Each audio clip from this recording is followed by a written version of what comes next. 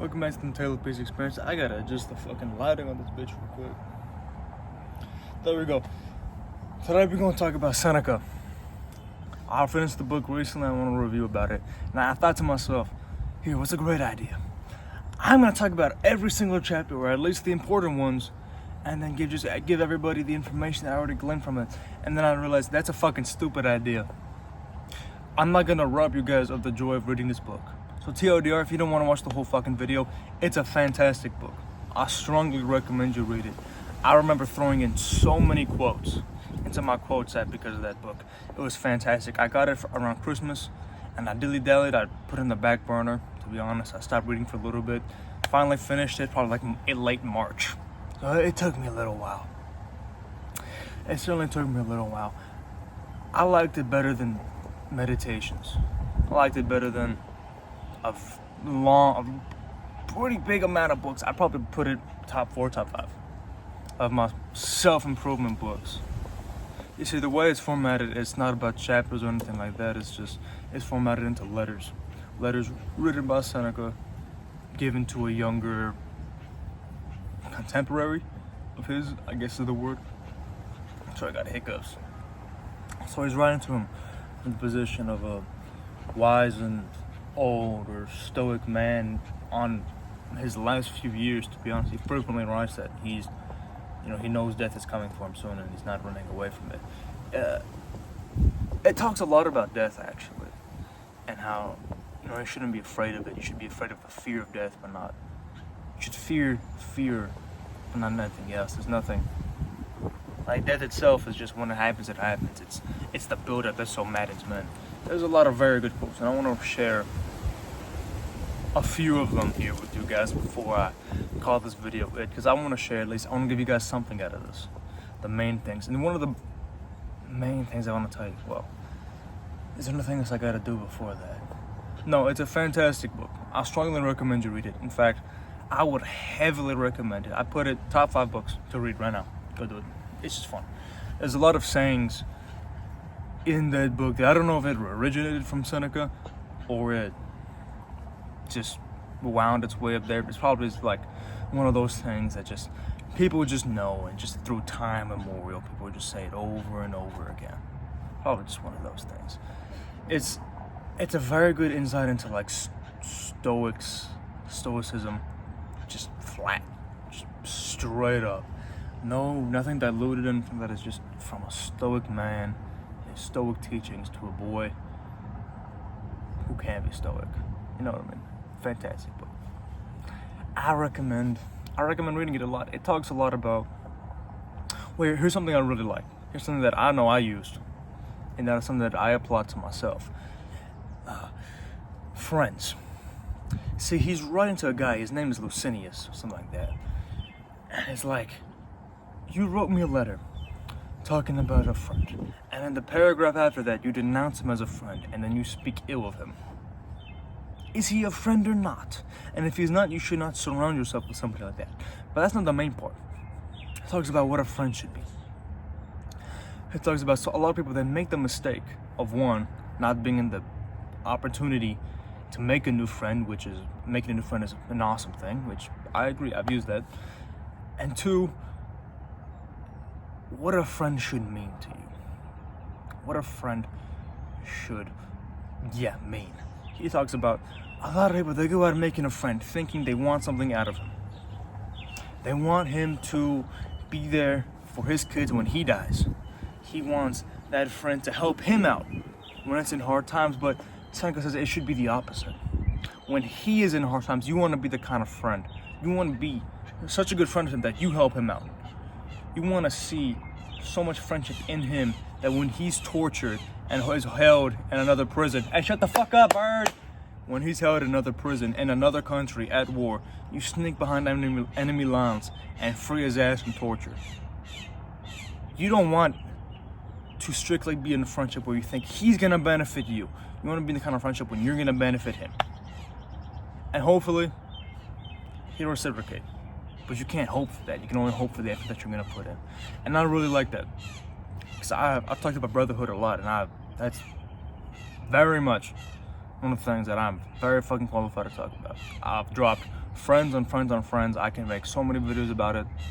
Dropping people, ending friendships in the favor of a better friendship later. Better friendship that you may have now. I associate that quote with those few motherfuckers in my life who are very true. And you should too. Find those motherfuckers. Find the people that, when they're behind enemy lines and they're being tortured, you're gonna go enlist and you're gonna go save their ass. And hopefully they do the same for you. That's what I'm hoping.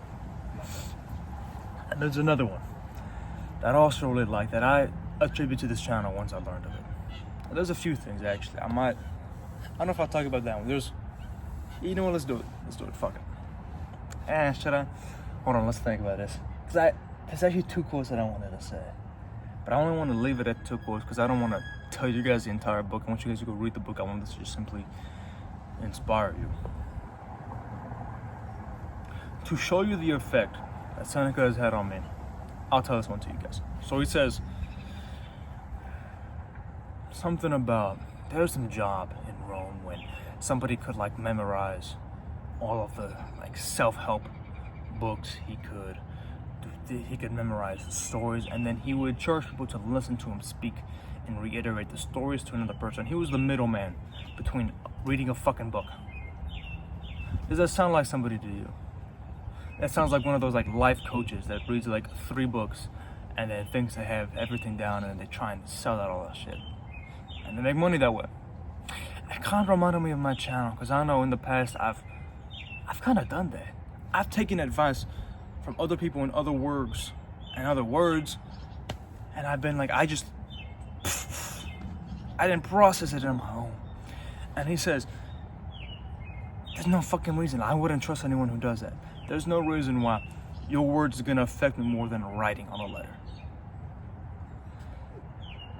If you are afraid that you were thinking that you were reiterating someone else's words and turning about it and just spewing it back out, if you're afraid of that, live by those words first before you can actually speak about them. And I really like that. And I realized I was kind of acting like that middleman and just spewing out some random bullshit just to get a video out. And I realized that's not the kind of quality I want to produce. And it has affected mine because I'm not only making videos about shit that I can actually physically speak about.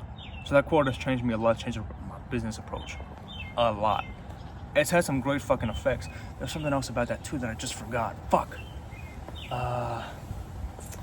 It's actually a beautiful day outside. It's quite gray, so it reminds me of Britain, but it is a beautiful day. What was he saying about it? Something that's just... It also ties into the fact that take a wise man's words and make it your own before you go talk to somebody else about it. That way you can understand if it's true, if it applies to you, or if it's just some random bullshit from a rambling old man, and it also qualifies you to be able to speak about it. When you're young, having these tidbits of information can be really good. This is from Seneca. In not exact quotations, I just remember it, alright? This is all my language of what he's written. He writes a lot fancier. He's writing, when you're young, it's nice to have some tidbits of information, some quotes written down, of course from other people written down, all this knowledge and tidbits coming along. But when you get older, it's quite disgraceful. And I was like, what?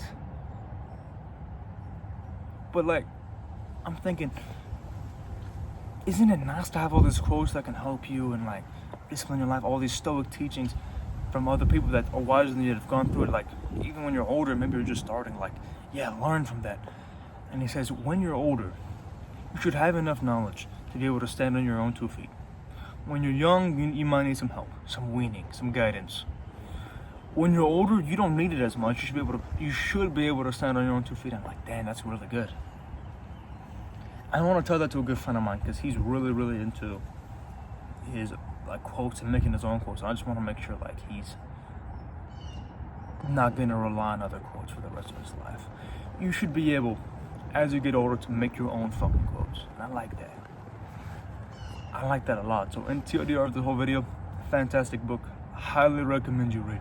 Talks about pleasures, talks about denying pleasure, talks about stoicism. I got a better look at the stoicism than this thing. Meditations. It talks about aiding others, talks about being aided by others, talks about life, everything about life, to death, to fear, to your other desires and pleasures. It talks about it all. And it does it in such a way that is actually like fairly engaging and pretty good. I highly recommend it. It's been read throughout time. It's not a new find. People have been reading it since the 15th century, 13th maybe. I'm gonna end this video here. I'll give a good one. Remember that those who never do shall never know. Fantastic read. I highly recommend. I just wanted to give you guys a few quotes and a little bit of knowledge just to give something back to you guys. Things that I did learn from Seneca, but I've taken into my own life and can quite frankly understand and regurgitate it back in a way that is not his words but mine. And you should have the same thing for just about everything else in your life. It just applies to me better because this is kind of like my thing. I'll have a good one. I'm gonna end this video here. Peace.